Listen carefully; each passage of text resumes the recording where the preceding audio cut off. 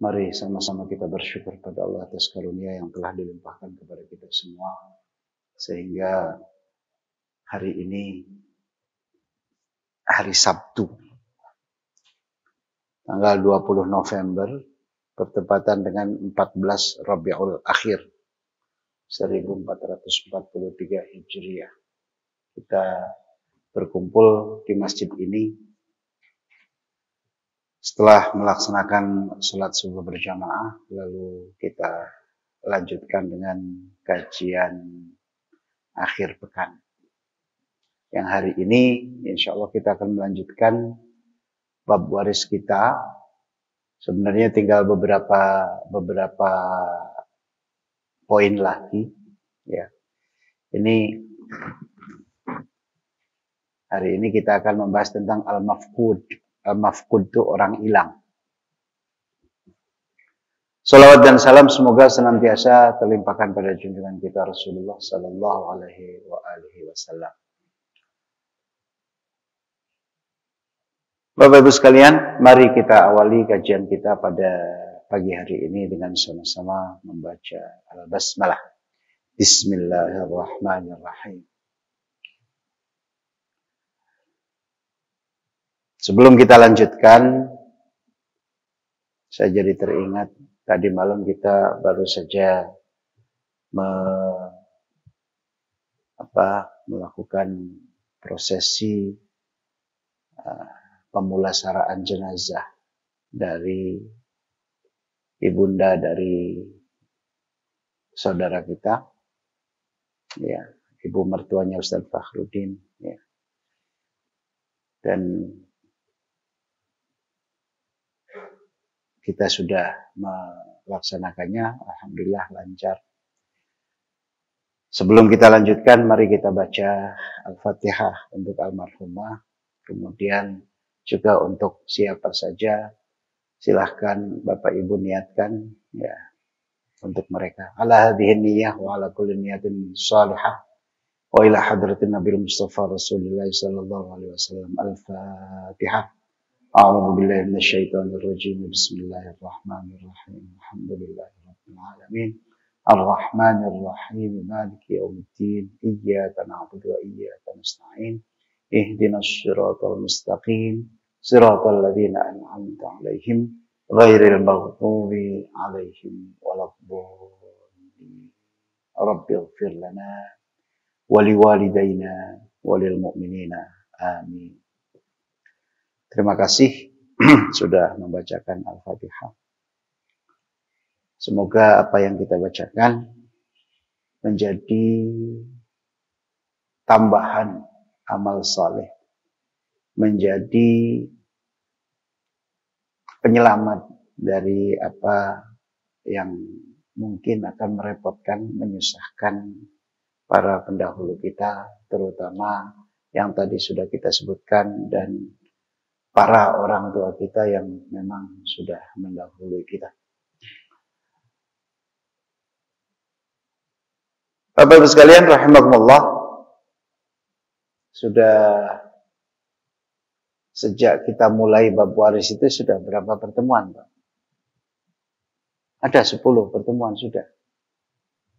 Sudah ya. Ini kalau satu semester itu pertemuannya itu kira-kira antara 14 sampai 16 pertemuan, Pak. Satu semester itu. Jadi kalau tiap pekan sekali itu biasanya selesai dalam 4 bulan. Kurang lebih. Ini kalau sudah 4 bulan berarti karena tiap pekan ya. Karena tiap pekan. Nah, kemarin Sabtu yang lalu kita bahas sesuatu yang lain untuk refresh lah. Jangan kayaknya kalau babnya masalah harta terus itu kayaknya kita materialistik banget gitu. Ya meskipun kita tidak bisa melakukan ibadah tanpa materi kan gitu. Artinya memang materi itu juga ada satu hal yang penting. Kita nggak bisa menutup aurat kalau kita nggak punya pakaian. Nah pakaian itu dibelinya dengan uang kan gitu. Kita melakukan zakat itu kita nggak bisa membayar zakat kalau kita tidak punya materi. Kemudian kita melaksanakan ibadah haji, kita nggak bisa melaksanakannya tanpa materi. Artinya memang ya satu keharusan gitu loh. Tetapi ya tidak semuanya harus berurusan dengan materi kan gitu. Itu. Nah, hari ini kita akan membahas dengan al-mafqud. Al-mafqud itu dari kata faqada yafqadu. Ada yafqidu. Ya. Artinya hilang. Hilang. Al-mafqud itu artinya itu ismul maf'ul. Ya, ismul maf'ul itu yang diartikan dimaknai sebagai orang yang hilang. Al-mafqudu idza ghaba syakhsu wa qata'a khabaruhu wa lam yadri makanuhu wa lam yadri makanahu wa lam ya'rif ahayyun huwa am mayyit wa hakama al-qada'u bi mautihi qila innahu mafqud. Mafqud itu bila seseorang hilang. Ghaba itu ghaib. Ghaib itu enggak kelihatan.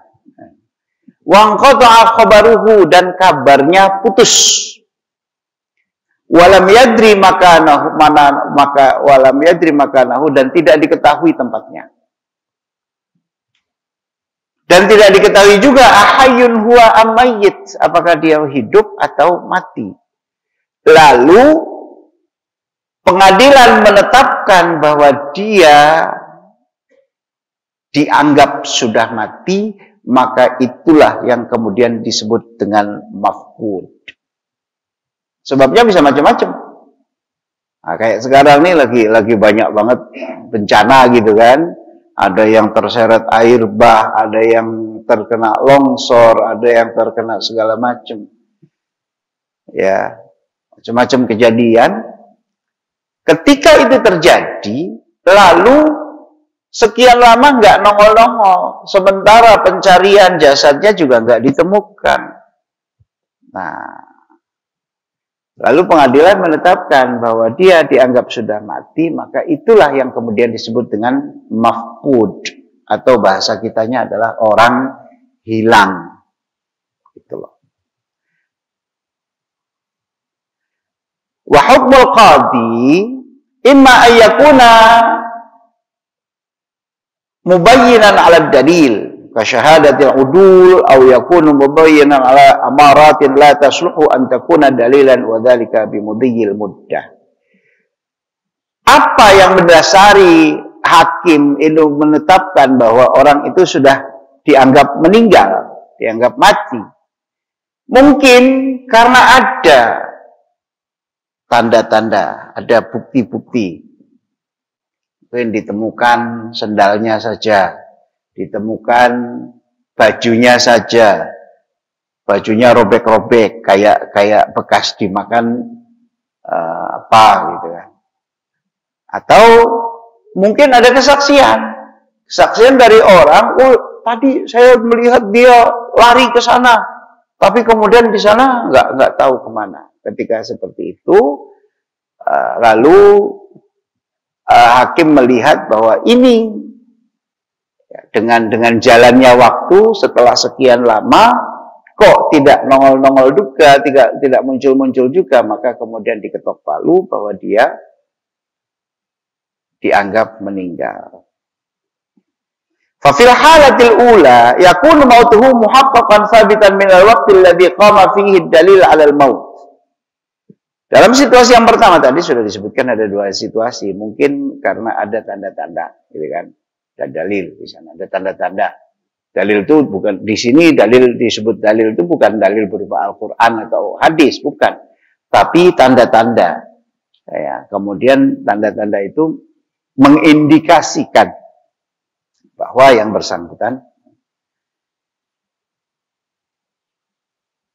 Jadi secara logika kalau sudah sekian hari atau sekian bulan tidak nongol, maka dianggap mati. Gitu. Tapi situasi-situasi itu sangat memungkinkan berbeda.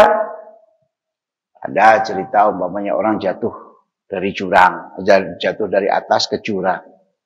Jurang itu dianggap tidak ada penghuninya. Tapi kan kita nggak tahu bahwa di balik sana kemudian ternyata dia diselamatkan. Atau mungkin diselamatkan oleh orang. Karena kasus-kasus seperti ya ceritanya, cerita-cerita orang-orang atau cerita manusia yang dipelihara oleh binatang, itu kan ceritanya berawal dari kecelakaan, kemudian tidak muncul-muncul gitu kan. Seperti umpamanya kasus, mohon maaf ini, Tarzan umpamanya. Itu kan Tarzan kan awalnya dari kecelakaan pesawat, semuanya mati kecuali anak kecil. Anak kecil itu kemudian ditemukan oleh gorila yang kemudian memelihara dia. Itu Tarzan. Kemudian Mowgli juga begitu. Akibat kecelakaan juga, kemudian anak itu terpisah jauh dari orang-orang, atau orang-orangnya mati semua, kemudian ditemukan oleh jaguar kan gitu. Sehingga kemudian Mowgli itu dipelihara oleh jaguar itu. Ini contoh-contoh kayak begitu. Itu kan kalau sudah seperti itu dianggap hilang. Dianggap hilang. Karena nggak ada komunikasi dan lain sebagainya. Contoh yang lain, ya kalau dari film-film fiksi ilmiah Amerika gitu kan. Di antaranya gitu. Dulu ada sebuah film namanya, film judulnya The Richie Rich. Si Richie ini anak kecil gitu kan. Itu anaknya pengusaha kelas kakap yang kemudian oleh orang-orang sekitarnya ada yang mau mencelakai dia. Pada saat momen ulang tahun, kemudian sekeluarga ini mau dikirim ke mereka untuk berulang tahun lah gitu kan, berwisata hanya bertiga dalam satu pesawat. Pesawatnya sudah diisi banyak kado gitu kan. Salah satu kadonya itu dia yang ngirim, isinya bom yang sudah diatur waktunya. Harapannya 3 orang, bapak, ibu, sama anaknya Richie ini berangkat semua. Ternyata Richie-nya nggak jadi ikut. Begitu orang tuanya sudah terbang, pesawat meledak di atas, gitu kan. Habis itu semua terputus semua hubungan. Nah, ketika seperti itu, dianggap mati. Terputus semua hubungan, padahal orangnya masih hidup. Dalam film itu, ini fiksi namanya kan gitu. Orangnya masih hidup, ternyata kemudian bukan terdampar, kemudian ya dengan puing-puing pesawat itu jatuh ke laut dia hanya dalam satu skoci karet gitu kan, perahu karet gitu, yang memang ya itu nggak ada alat komunikasi segala macam, meskipun zaman juga sudah canggih, tapi ternyata kemungkinan itu terjadi. Kalau kenapa saya ceritakan kemungkinan itu sangat mungkin ada. Di Indonesia bagaimana? Pernah terjadi. Jadi diberitakan di TV. Orang hilang karena apa gitu kan? Mungkin karena jadi TKI, TKW yang kemudian nggak tahu kabarnya ada di mana setelah sekian tahun. Kemudian istrinya sudah tidak sabar, akhirnya kemudian melaporkan ke pengadilan ketok palu bahwa dia sudah dianggap sudah nggak ada. Karena nggak ada kabar lebih dari sekian tahun gitu loh. Nanti akan kita bahas sebenarnya berapa tahun nanti dari mazhab itu batasnya. Karena nanti akan sangat variasi gitu loh. Jadi kalau kita tradisinya ya dianggap orang hilang lah. Masalahnya kan ada di antara kita TKI yang memang kemudian nggak jelas ada di mana. Ya mungkin akibat penipuan dan lain sebagainya. Di kita masih banyak seperti itu. Dan itu yang kemudian sekarang diperangi betul, itu yang kemudian istilahnya itu trafficking itu. Trafficking itu adalah jual beli manusia. Dan itu sebenarnya model perbudakan modern kayak begitu itu. Jadi kalau orang bilang bahwa perbudakan itu sudah tidak ada, secara hukum iya. Secara hukum iya, tetapi prakteknya masih ada. Di antaranya adalah praktek dengan trafficking itu, trafficking jual beli manusia. Dan ini sebenarnya diperangi banget oleh para pejuang hak asasi manusia. Ya kita juga ikut memerangi juga, cuma kadang-kadang kan karena keawaman kita nggak tahu gitu. Ketika ada iming-iming, sudahlah jadi TKI saja. Tapi ternyata kemudian TKI ilegal, sudah bayar sekian gitu kan, kemudian orangnya dijual. Transaksinya kita nggak tahu karena yang transaksi bukan yang bersangkutan, tapi yang transaksi itu adalah yang membawanya. Kita nggak tahu transaksinya apa. Karena ternyata transportasi segala macam itu ditanggung oleh orang yang membeli, jadi dianggapnya itu sudah membeli. Jadilah kemudian jadi budak. Ditaruh di mana? Mungkin di perkebunan-perkebunan yang tidak terjangkau. Tidak terjangkau oleh teknologi. Di Indonesia masih ada? Masih, Pak. Jangankan di Indonesia, di Jawa masih ada yang kayak begitu. Di Jawa masih ada. Kita pernah lihat liputannya gitu kan, liputannya di yang seperti itu, yang bukan terisolasi ya. Tapi untuk sampai ke sana itu memerlukan usaha yang ekstra. Saya pernah tanya itu karena di TV itu dikatakan di wilayah Tasik, nggak tahu ada nggak orang Tasik di sini. Begitu saya tanya sama orang Tasik, iya itu memang masih ada, tapi Tasik bagian selatan. Saya nggak tahu bagian selatannya Tasik itu sebelah mana. Gitu kan. Tapi ke sana hanya bisa dijangkau dengan motor trail yang rodanya dibalut dengan rantai. Kalau nggak itu nggak sampai. Mungkin jalan kaki bisa, tapi jauh. Nah, itu masih ada yang kayak gitu. Di Pulau Jawa, bagaimana di Kalimantan yang nggak usah ngomong lah, nggak usah ngomong. Bagaimana dengan Sulawesi saya nggak tahu, apalagi Papua. Tapi ini yang terjadi di kita sekarang. Nah, kaitannya dengan Mahfud seperti apa? Kemungkinan seperti itu sangat mungkin terjadi. Jadi orang hilang dan tidak ada kabar beritanya. Entah akibat bencana atau akibat rekayasa orang seperti tadi itu. Gitu. Nah, dan itu bisa kita mungkin kalau yang nggak tahu kalau sekarang kok nggak ini ya. Kalau dalam akad nikah itu biasanya ada istilah taklik talak yang kemudian biasanya dibaca oleh pengantin laki-laki.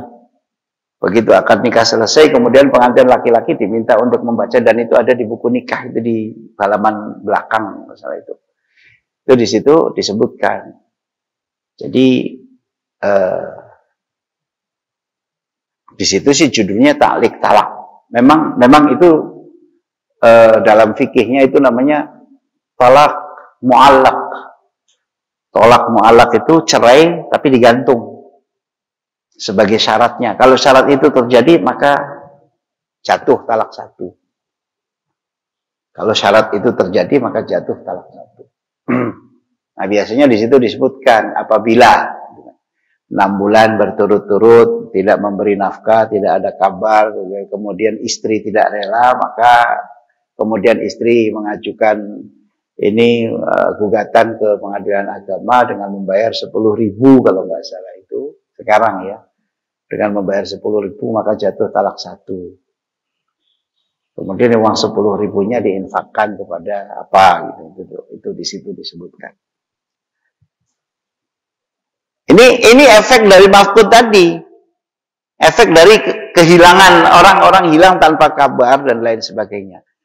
Apa zaman sekarang banyak ada HP, ada segala macam, iya, tetapi banyak tempat-tempat yang masih tidak tersambung dengan teknologi ini. Kita tahu itu ketika sekolah-sekolah kita dalam 1 tahun terakhir, 1 tahun lebih ini, itu dengan menggunakan online. Itu ternyata masih ada tempat-tempat yang tidak terjangkau sinyal.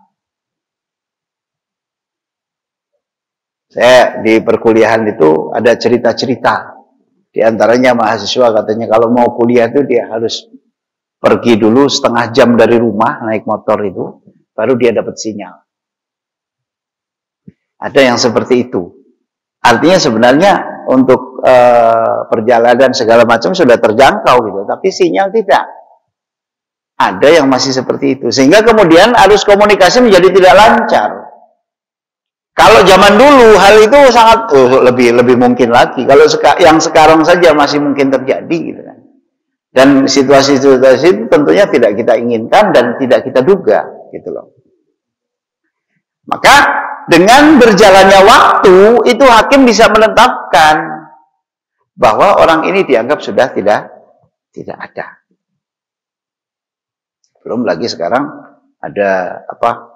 Ada teknologi, mohon maaf, teknologi apa? Face off. Apa face off? Ganti muka. Ada teknologi ganti muka itu.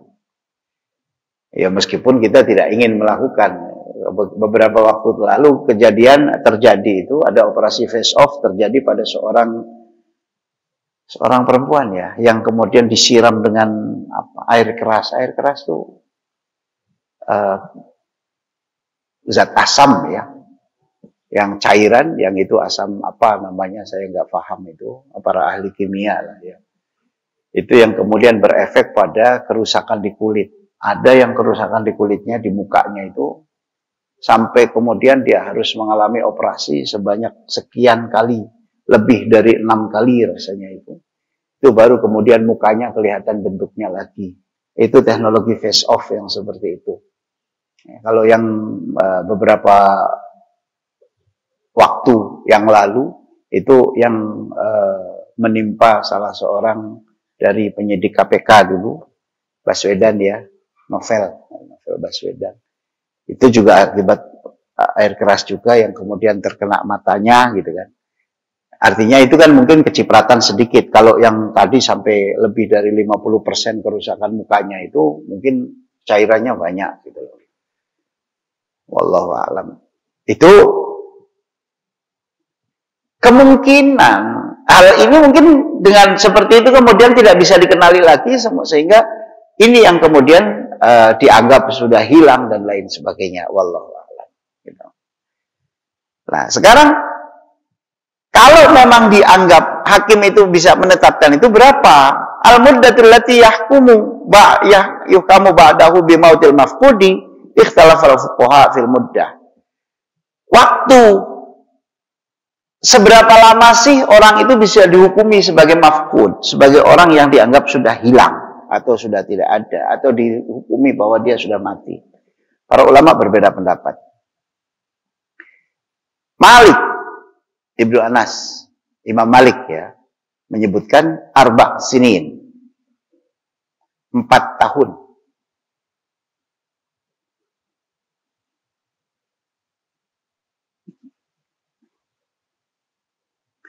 Karena Umar radhiyallahu an katanya pernah mengatakan, ayyuma imra'atin faqadat zawjaha falam tadri aina huwa fa innaha tantadhiru 4 sinina thumma ta'tadda 4 ashhurin wa 10 thumma tahil. Akhrajahu al-Bukhari wa Syafi'i. Imam Malik mengatakan, Umar radhiyallahu an pernah menyampaikan, seorang wanita kalau suaminya hilang dan tidak diketahui ada di mana dia, maka wanita itu harus menunggu selama 4 tahun. Lalu dia beriddah 4 ashhur wa 10. Beriddah 4 ashhur wa 10 itu adalah iddatul mutawaffa anha zawjuha. Iddah bagi wanita yang ditinggal mati oleh suaminya. Iddah itu adalah masa tunggu. Masa tunggu, dan dalam masa tunggu itu dia tidak boleh, kalau yang begini tidak boleh dilamar secara terang-terangan dan tidak boleh mengadakan akad nikah. Dilamar aja nggak boleh, apalagi mengadakan akad nikah. Itu iddah. Dan iddah itu nanti dalam fikih munakahat itu ada 5 macam. Ada 5 macam. Iddah itu masa tunggu. Nah, kalau iddatul mutawaffa anha zawjuha, wanita yang ditinggal mati suaminya, ini kenapa pakai iddah? Karena dianggap suaminya mati. Itu adalah 4 bulan 10 hari. Sekaligus itu yang disebut dengan masa ihdad. Masa ihdad itu masa berkabung. Masa berkabung itu kalau dalam wacana yang disampaikan kitab yang ada, itu adalah saat dimana perempuan tidak boleh keluar rumah, tidak boleh dandan, tidak boleh itu masa ihdad. tidak boleh beraktivitas keluar rumah, ya itu tidak boleh sampai menampilkan diri, bersolek dan lain sebagainya itu. Itu masa ihdad bagi wanita. Bagi wanita. Laki-laki ada nggak? Nggak ada. Laki-laki. Kalau laki-laki nggak ada. Wong istrinya masih hidup saja, laki-laki itu boleh nikah lagi kok. Iya. Kalau laki-laki. Apakah itu ketidakadilan? Bukan. Bukan ketidakadilan. Itu adalah garis yang sudah ditetapkan oleh Allah. Dan Allah Maha mengetahui ciptaannya seperti apa. Gitu loh. Kalau laki-laki itu, ya saya nggak tahu. Katanya ya seperti itu. Wong istrinya masih hidup saja mau nikah lagi, dan itu ya biasa. Dan banyak laki-laki yang ngomong berkuar-kuar seperti itu. Tapi biasanya cuma ngomong doang. Karena takut. Kan fa in khiftum alla ta'dilu fawahidah kan. Kalau kalian takut, kalian takut bahwa tidak bisa berbuat adil, maka cukup satu.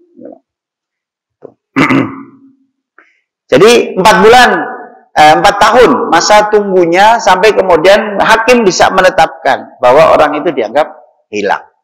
Nah, begitu sudah ditetapkan orang itu dianggap mati oleh hakim, maka istrinya itu harus melaksanakan iddah selama 4 bulan 10 hari. Itu iddatul mutawaffa anha zaujuha. Iddah bagi wanita yang ditinggal mati suaminya. Dan nanti dalam yang tadi itu saya sebutkan, atau nanti ada iddatul mutallaqat. Iddahnya wanita yang ditalak, wanita yang dicerai. Itu kalau dia haid, maka 3 kali masa suci. Kalau mazhab Syafi'i. 3 kali masa suci. Kemudian kalau dia tidak haid, maka masa penantiannya adalah 3 bulan. Kalau dia hamil, maka iddahnya adalah sampai melahirkan. Udah 4. Satu lagi, kalau dia belum disentuh, maka dia tidak ada masa tunggu. Itu yang kemudian disebut dengan janda kembang. Itu. Jadi kalau kita kan mengatakan janda kembang itu kan, oh ada janda masih seger, masih muda, wah janda kembang. Bukan itu, Pak. Janda kembang itu wanita yang dinikahi oleh seseorang, belum sempat melakukan hubungan suami istri, lalu salah satunya terjadi perceraian atau terjadi suaminya meninggal. Maka itulah yang kemudian yang disebut janda kembang itu tadi. Nggak ada iddahnya. Nggak nunggu harus 3 bulan. Bagaimana tanda bahwa dia belum digauli atau sudah? Tandanya adalah ketika mereka sudah masuk kamar berdua, pintunya ditutup. Ya tapi kan cuma kita nyobain sepatu. Aduh kok seret. Aduh seret. Taunya nyobain sepatunya kekecilan. Gitu. Coba digoyang-goyang dikit. Itu kakinya gitu maksudnya. Tapi yang dengarnya ada karena otak ngeres ya. Gitu.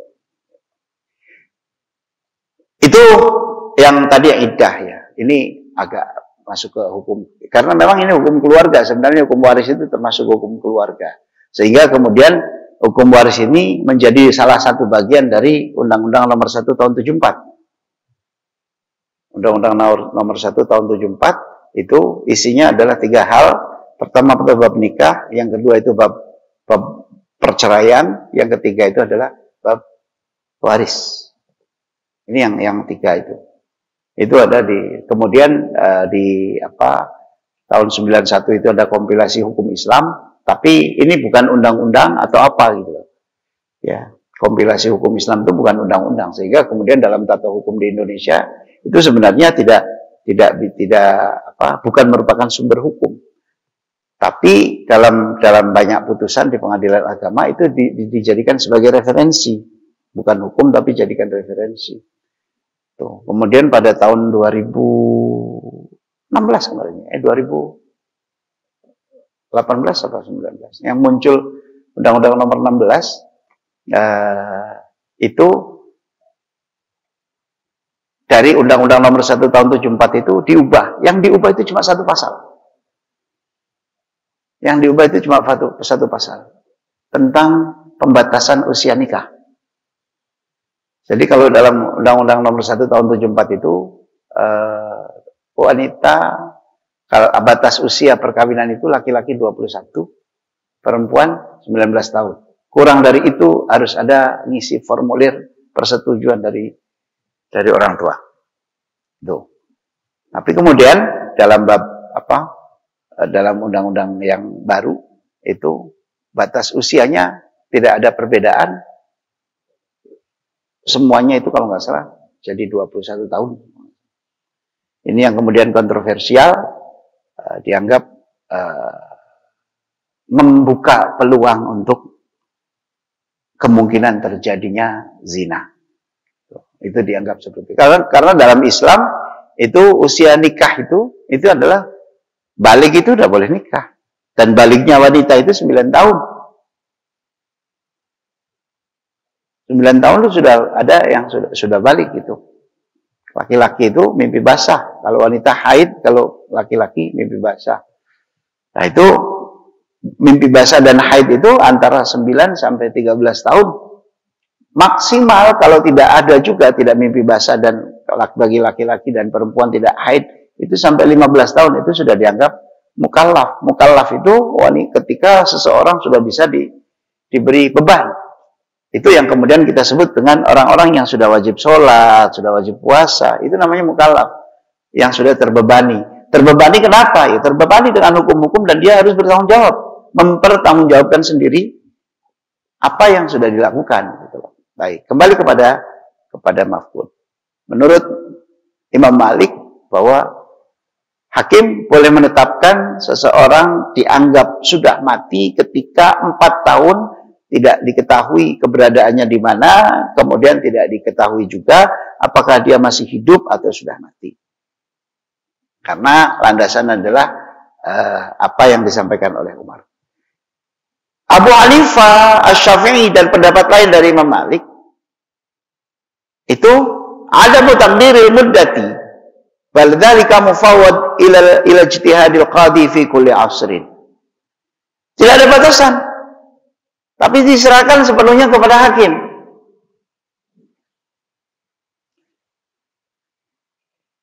Imam Ibnu Qudamah dalam kitabnya Al-Mughni, dalam salah satu riwayat tentang mafqud, itu dia menyebutkan, la yuqassamu maluhu wa la tatazawwaju imra'atuhu hatta yatayaqqana mautah. Aw yamdi alaihi muddatun la ya'ishu fi mithliha.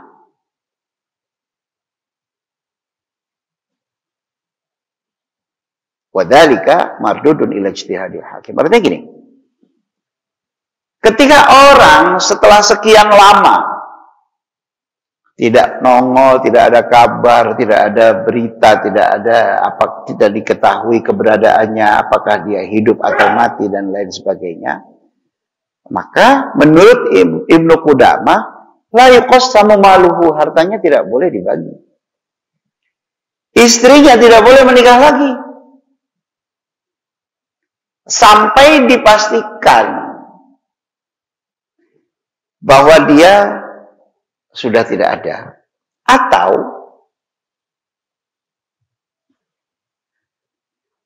waktu berjalan yang menurut kebiasaan bahwa selama itu kalau nggak nongol berarti dia sudah mati. Tapi tidak ditetapkan waktunya. Nah itu diserahkan kepada hakim untuk menetapkan.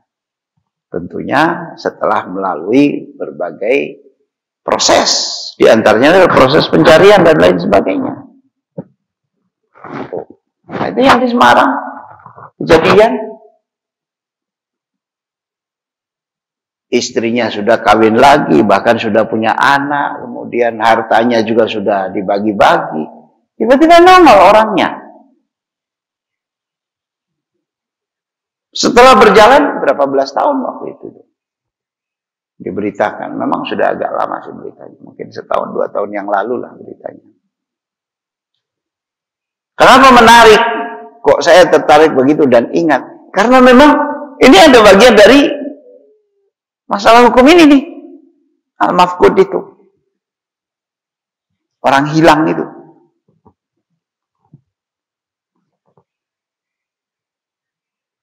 Itu.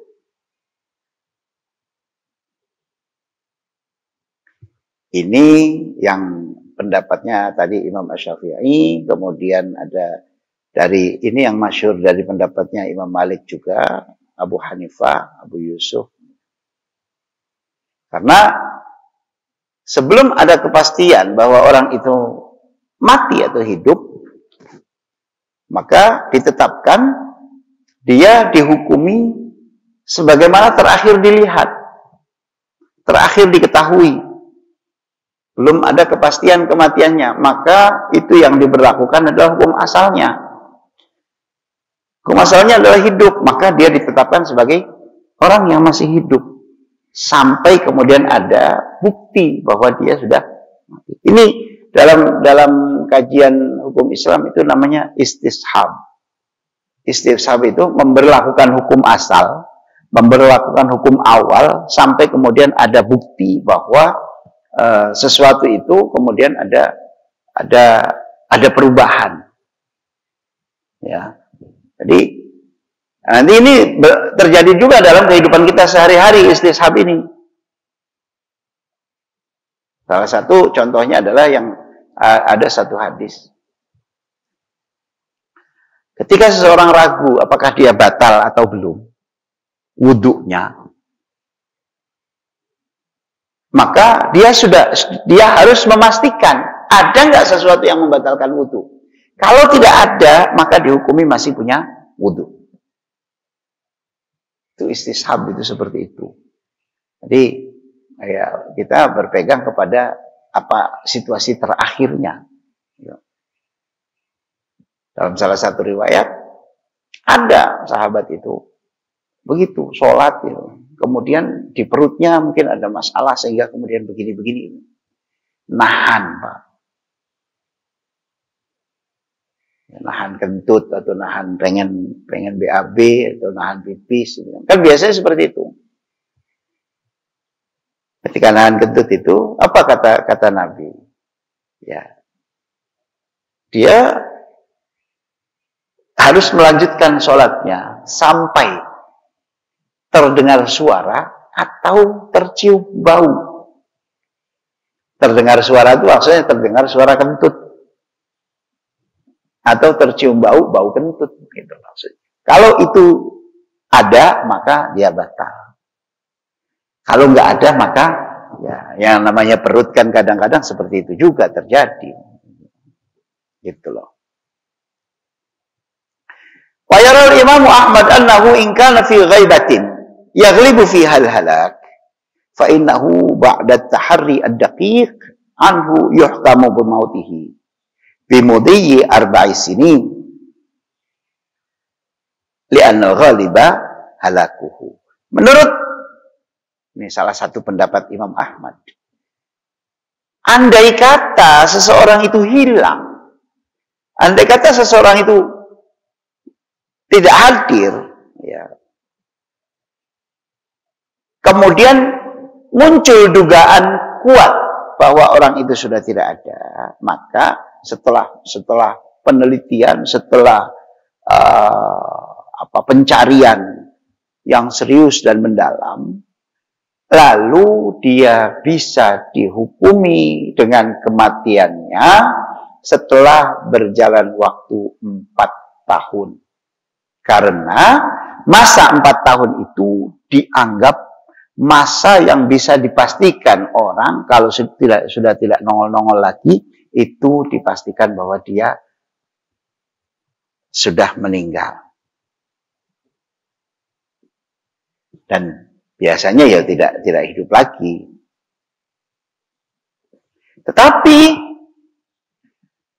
bila diduga kemungkinan karena permasalahan komunikasi dan lain sebagainya yang tidak terjangkau jaringan itu, dan diduga kemungkinan kuatnya itu adalah masih hidup, maka itu diberikan kewenangannya kepada hakim untuk menetapkannya sebagai orang yang sudah meninggal atau tidak. Itu semuanya diserahkan kepada hakim, dan itu tentunya berdasarkan dengan pencarian yang serius, yang mendalam. Sehingga kemudian bisa disimpulkan bahwa orang itu hidup atau mati. Dan ini saya kira dalam undang-undang kita juga ada. Gitu. Bagaimana harta peninggalannya? Nah, sekarang kita warisnya. Mirasul mafqud, harta peninggalan dari orang yang ditinggal, orang yang hilang, yang dianggap hilang itu. Ya ta'allaqu bihi amrani, ada dua hal di sana yang terkait dengan itu. Li'annahu imma ayyakuna muwarrithan aw warithan, karena ada dua kemungkinan. Dia menjadi orang yang mewariskan hartanya atau orang yang mendapatkan bagian dari harta warisan.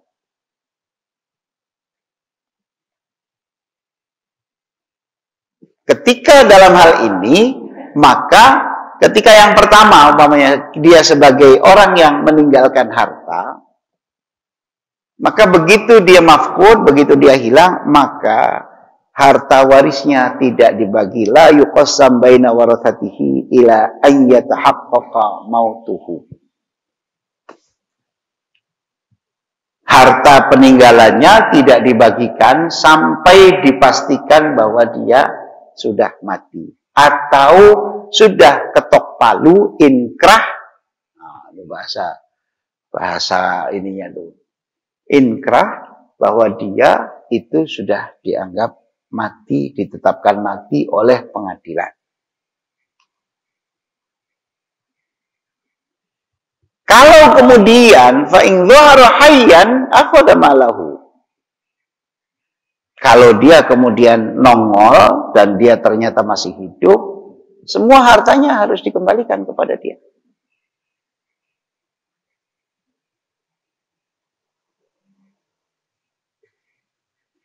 Kalau kemudian dipastikan bahwa dia sudah mati dan atau ditetapkan oleh hakim bahwa dia sudah mati, maka kemudian harta dibagi kepada para ahli warisnya ketika dia ditetapkan sebagai orang yang sudah mati.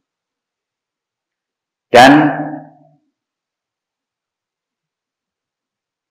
orang-orang yang meninggal sebelum ada ketetapan itu, jadi hilangnya sudah 4 tahun yang lalu, tetapi tidak ditetapkan sebagai orang yang meninggal. Nah, sebelum dia ditetapkan sebagai orang yang meninggal, ada kerabatnya, ahli warisnya yang meninggal duluan. Nah, apakah kemudian dia mendapatkan? Ya tidak. Karena hukumnya itu ketika ditetapkan oleh hakim bahwa mulai saat ini, mulai tanggal sekian, si fulan dianggap sudah mati, ketok palu. Maka sejak saat itu kemudian bisa dibagi harta peninggalannya.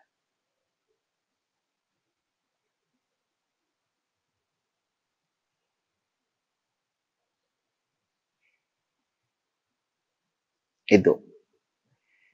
Pada situasi yang kedua, di mana dia menjadi ahli waris, maka idza makana warithan li ghairihi fa innahu yuqafu lahu nasibahu min tirkatil muwarris. Nah, kalau dia sebagai ahli waris, maka harus diposkan dulu bagian dia. Jadi tetap dianggap masih hidup dan dia mendapatkan bagian. Nah, tetapi nanti ketika dianggap mati, lah bagiannya itu apakah dikembalikan ke yang sebelumnya? Bukan. dibagikan kepada ahli warisnya. Ahli waris bagi dianya itu. Inilah yang kemudian ditetapkan termasuk di dalam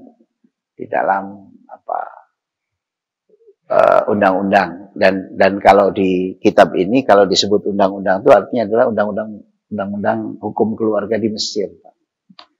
Nah, di kita apakah diratifikasi, tampaknya untuk ini para ulama kita juga mengakomodasi sebagian besar dari apa yang disebutkan di sana. Wallahu a'lam.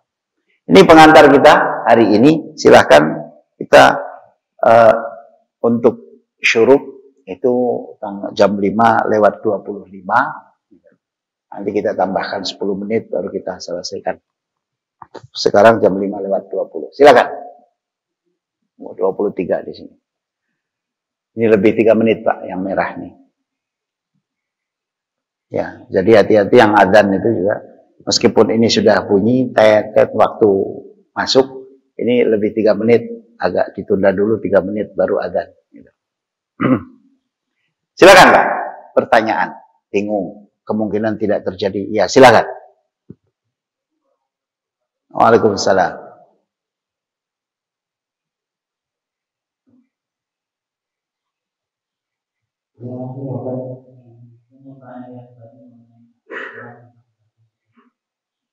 Jadi suaminya bilang sudah dibacakan, sebenarnya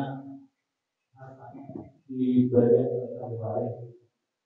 Nah, saya tanyakan, status suami istri ini seperti apa? Artinya apa yang Oke. Ya. Statusnya yang kedua, Pak. Kenapa? Karena sudah ditetapkan mati itu. Meskipun kenyataannya belum. Dasarnya apa lagi? Tadi saya sebutkan ada ta'liq talak. Ya, kalau ta'liq talak itu kan tanpa ditetapkan sebagai orang yang sudah mati juga kalau 6 bulan, kalau di dalam ta'liq talak itu 6 bulan berturut-turut tidak ada kabar, tidak ada berita, tidak memberi nafkah, dan istri tidak rela, istri bisa mengajukan. Itu namanya khulu', cerai gugat. Dan biasanya istri diminta untuk tebusan. Nah, ini sudah dihukumi bahwa dia dianggap mati, dan itu lebih dari 4 tahun. Pengadilan sudah menetapkan bahwa dia dianggap sudah mati. Maka otomatis perceraian ketika dianggap mati, perceraian itu berlaku. Gitu. Jadi kita tidak membiarkan status quo gitu loh. Karena kalau status quo nanti begitu suaminya datang, ini ini lagi pengadilan. Apakah kemudian pengadilan mencabut? Kalau sudah mencabut, ini sudah dibagi, mau gimana lagi? Mau diambil lagi? Iya kalau ada. Kan kalau harta kalau sudah dibagi diwariskan kan terserah mereka yang mau, yang mendapatkan bagian itu untuk menggunakannya untuk apa? Itu kan terserah mereka. Sudah hak mereka gitu. Itu. Nah, itulah yang kejadian-kejadian seperti itu sangat mungkin terjadi. Tetapi hukum harus ada kepastian. Nah, harusnya bagaimana? Ya, dianggap ya meskipun dia masih hidup, tapi karena sudah diputuskan mati, apakah statusnya kemudian tetap sebagai orang yang masih hidup? Ya, memang kenyataannya masih hidup, mau bagaimana lagi? Tetapi terkait dengan hak-hak tadi, otomatis sudah terputus, Pak. Gitu. Silakan yang lain. Kalau masih ada.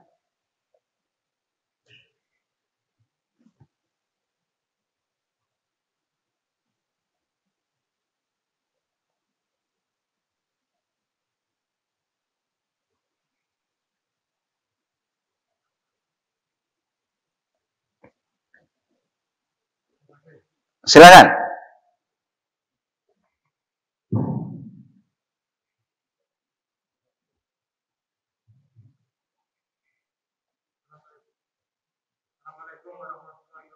Waalaikumsalam.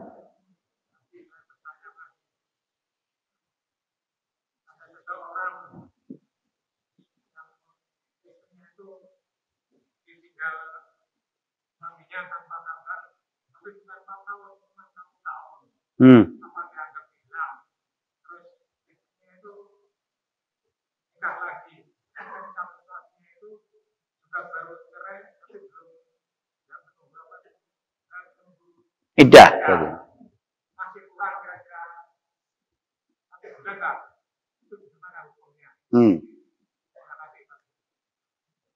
Yang tidak menunggu masa iddah itu perempuannya tadi. Perempuan ya. Jadi gini, kalau dalam ayatnya kan tegas, at-talaqu marratan. Ya, tolak itu 2 kali. 2 kali ini yang bisa dirujuk.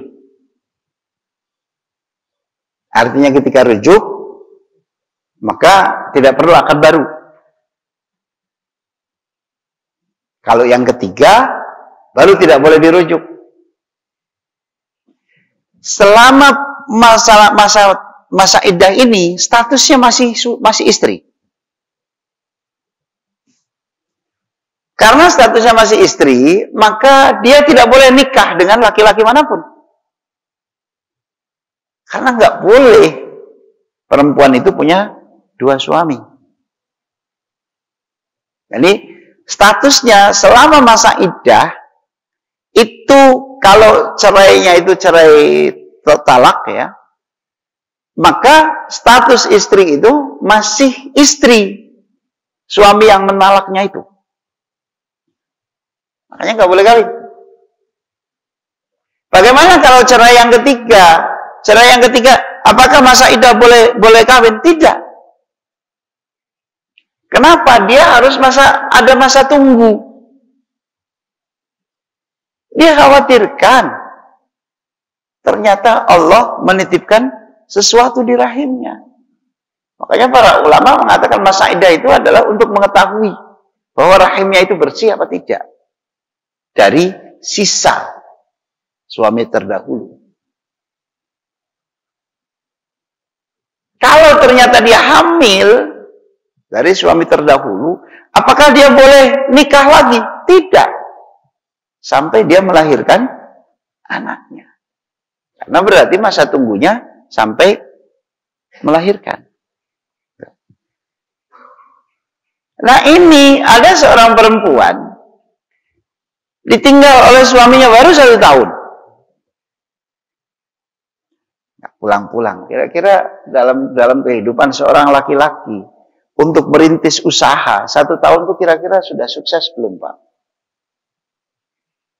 Dari pengalaman lah. Ada nggak dalam 1 tahun itu sukses langsung bisa? Mayoritas belum 1 tahun itu. Jadi merintis usaha itu biasanya lebih dari 1 tahun. Meskipun ada orang-orang tertentu ya, yang kemudian begitu dia mulai usaha langsung kemudian. Ya buktinya kalau itu pengusaha makanan itu setelah berjalan sekian tahun itu menjadilah kemudian makanan yang legendaris yang kemudian diviralkan. Begitu diviralkan menjadi pendapatannya itu menjadi sangat luar biasa gitu kan. Umpamanya tukang bakso 1 hari bisa 1000 porsi kan luar biasa itu.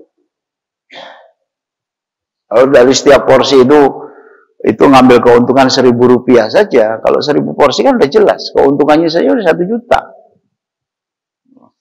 Belum omsetnya kan gitu. Itu keuntungan bersihnya 1 juta. Itu setelah sekian lama, Pak.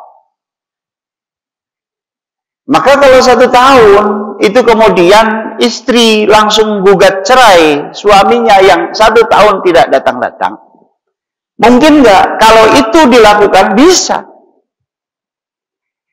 Karena berdasarkan taklid talak tadi. Kan dalam taklid talak disebutkan 6 bulan. Kalau 6 bulan berturut-turut tidak memberi nafkah, lahir dan batin, artinya kan nggak pulang-pulang. Kalau nafkah lahirnya saja, artinya kiriman duit jelas tiap bulan. Sekian ratus ribu, sekian juta tiap bulan. Boleh nggak itu gugat cerai? Enggak. Alasannya ditolak itu. Alasannya ditolak. Nggak boleh. Tapi 6 bulan dia tidak memberi nafkah batin. Mungkin situasinya. Karena ya itu tadi Pak. Ini di kita itu ada. Ya mohon maaf nih. Bapak ciriin saja ada orang-orang yang nggak pernah pulang kampung. Itu ada 2 kemungkinan. Memang di kampungnya sudah tidak ada keluarga lagi. Atau memang kampungnya sulit dijangkau. Sehingga untuk sampai ke sana itu perlu usaha keras. Meskipun masih di Pulau Jawa, tadi yang saya sebutkan itu tadi. Meskipun masih di Pulau Jawa, tetapi untuk sampai ke sana itu harus, nggak bisa kita di sini punya mobil lalu pulang kampung bawa mobil sampai ke depan rumah, nggak bisa. Karena ternyata untuk sampai ke sana itu harus menggunakan ganti ini. Itu masih ada yang seperti itu Pak. Itu di Pulau Jawa. Tadi kan sudah saya sebutkan seperti itu. Ada akses itu loh. Ada kemungkinan seperti itu. Wallahu a'lam. Ya dulu. Ya.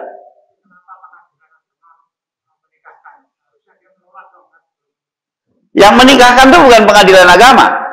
Yang menikahkan itu KUA. Ya. KUA menikahkan karena data-data yang ada Pak. Dan itu tidak mungkin ada data palsu tentang sebenarnya kalau memang statusnya janda harus dibuktikan dengan surat janda Pak. Dan surat janda itu tidak diberikan. Kalau wanita tadi dicerai ketok palu di pengadilan agama sampai habis masa iddahnya baru ada surat janda. Makanya kan ketika akad nikah itu ditanya statusnya apa. Nah, itu ya. Kalau statusnya perjaka nggak akan ditanya surat perjakanya. Karena hukum asalnya itu.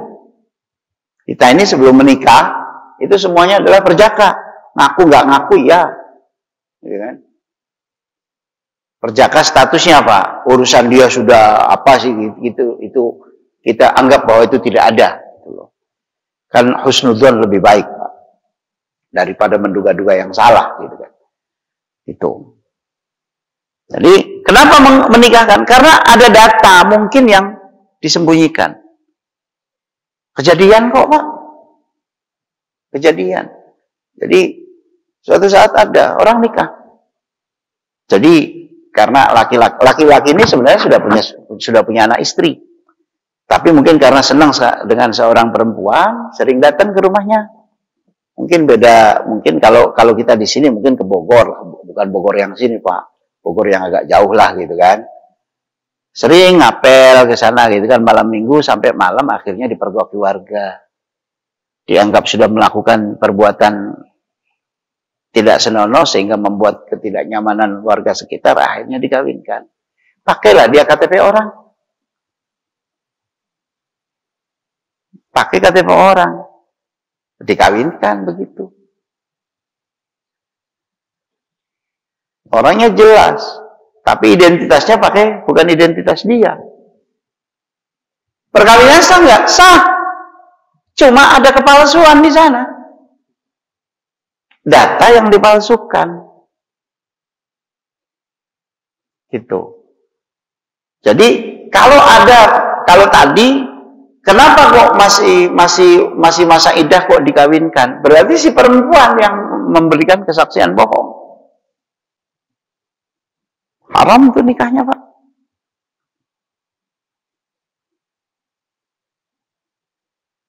Nah, laki-laki kan nggak tahu. KUA-nya nggak dikasih tahu. Tetapi harusnya KUA menegaskan dia statusnya tadinya sudah jadi istri orang. Dan tentunya kalau dia pakai wali yang sebenarnya, walinya pasti akan nolak. Karena dia statusnya adalah istri orang.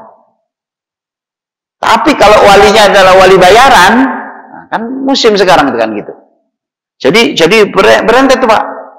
Mungkin walinya adalah wali abal-abal, gitu kan? Mungkin juga KUA-nya juga KUA abal-abal. Beberapa waktu yang lalu itu di daerah mana? Ada 1.500 buku nikah hilang. Nah, ini yang begini-begini nih. Jadi nikahnya tercatat tapi nggak tahu catatannya ada di mana, bukan di KUA. Itu. Ini yang repot, Pak. Jadi kita tidak bisa menyalahkan, oh kok KUA-nya mau menikahkan saja, mungkin ada kesaksian palsu. Itu makanya kemudian biasanya sebelum acara akad nikah itu ada verifikasi data. Caranya macam-macam lah. Ada yang verifikasi sebelumnya, gitu kan, sudah dipastikan banget, gitu kan, sehingga kemudian pada pas acara akad nikah itu tidak ada seperti itu lagi. Gitu, Pak. Jadi jangan salahkan KUA-nya, jangan salahkan pengadilan agamanya. Karena di kita orang cerai itu masih banyak yang kemudian tidak dilaporkan ke pengadilan agama. Masyarakat kita ini banyak yang tidak ngerti yang begitu-begitu. Bahkan nikah saja, pokoknya nikah gitu. Nggak ada catatan segala macam, sehingga kemudian ketika terjadi masalah, ini yang kemudian jadi repot. Sehingga beberapa waktu yang lalu, ya, pasangan yang sudah hidup bersama sekian tahun, karena sebenarnya mereka sudah akad nikah, tapi yang kemudian kita kenal dengan nikah sirri, nikah rahasia, nikah di bawah tangan, ada saksi-saksi dan lain sebagainya, itu ada, tetapi kemudian tidak ada bukti suratnya. Yang begini itu harus segera diproses, dipastikan. Kenapa? Kasihan nanti anak selanjutnya. Loh, tapi kan anak bisa mendapatkan akte kelahiran dan lain sebagainya. Betul. Tetapi kalau nggak ada surat nikah, maka anak itu di akte kelahiran itu cuma nama ibu. Nggak ada nama bapaknya. Nah, kemarin muncul peraturan dari catatan sipil itu. Katanya pernikahan yang sirri itu bisa dicatatkan. Ini kemudian menjadi masalah. Jadi masalah baru. Bisa dicatatkan di catatan sipil. Pertanyaannya, apakah catatan sipil ini itu menjadi pencatat pernikahan? Kalau dalam hukum Islam jelas. Undang-Undang nomor 1 tahun 74 itu menunjuk yang mencatat itu siapa. Tuh. Makanya ada petugas pencatat nikah, PPN. Itu yang kemudian ditugaskan kepada para penghulu. Itu melaksanakan undang-undang, Pak. Hanya hati-hati nih. Permasalahan yang kayak begini nih.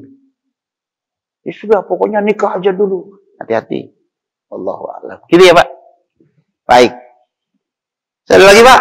Ini sudah jam 5:37. Saya kira cukup ya. Oke, Pak ya. Ini sudah mulai siang, gitu kan. Barangkali itu saja dulu. Semoga apa yang kita kaji pada hari ini bermanfaat untuk kita. Pekan depan, kalau masih bab waris, maka bab yang akan kita lanjutkan ke al-khumsa. Al-khumsa itu kita menyebutnya bukan waria ya.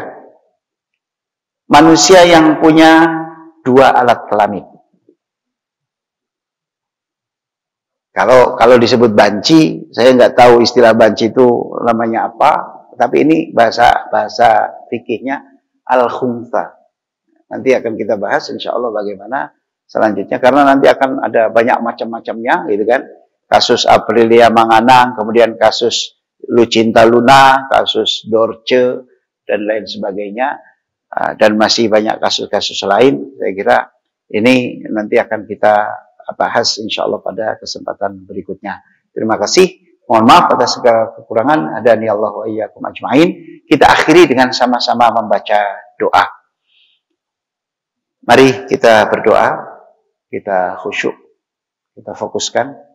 Kita beristighfar 3 kali. Astaghfirullahaladzim. Astaghfirullahaladzim. Astaghfirullahaladzim. Min kulli dzambin. Allahumma salli ala sayyidina habibina wa syafi'ina wa karimina dhukrina maulana Muhammad sallim radhiyallahu ta'ala an kulli sahabati Rasulillah ijma'in walhamdulillahi rabbil alamin. Allahumma ighfir lana wa li walidayna warhamhuma kama rabbayana shighara. Allahumma a'inna ala dzikrika wa syukrika wa husni ibadatik. Allahumma inna nas'aluka ridhaka wal jannah wa na'udzubika min sakhatika wan nar. Allahumma yassir lana, Allahumma yassir lana, Allahumma yassir lana jami'a umurina wa hassil maqasidana. Wa hassil maqasidana. Allahumma ya Allah Rabbana hab lana min azwajina wa dhurriyyatina qurrata a'yun waj'alna lil muttaqina imama. Allahumma aslih lana dinana alladhi huwa ismatu amrina wa aslih lana dunyana allati fiha ma'ashuna wa aslih lana akhiratana allati ilaiha ma'aduna waj'al al-hayata ziyadatan lana fi kulli khair waj'al al-mauta rahatan lana min kulli syarr. Rabbana atina min ladunka rahmatan wa hayyi' lana min amrina rashada. Rabbana atina fid dunya hasanah wa fil akhirati hasanah wa qina adzabannar. وأدخلنا الجنة مع الأبرار يا عزيز يا غفار يا رب العالمين. سبحان ربك رب العزة عما يصفون.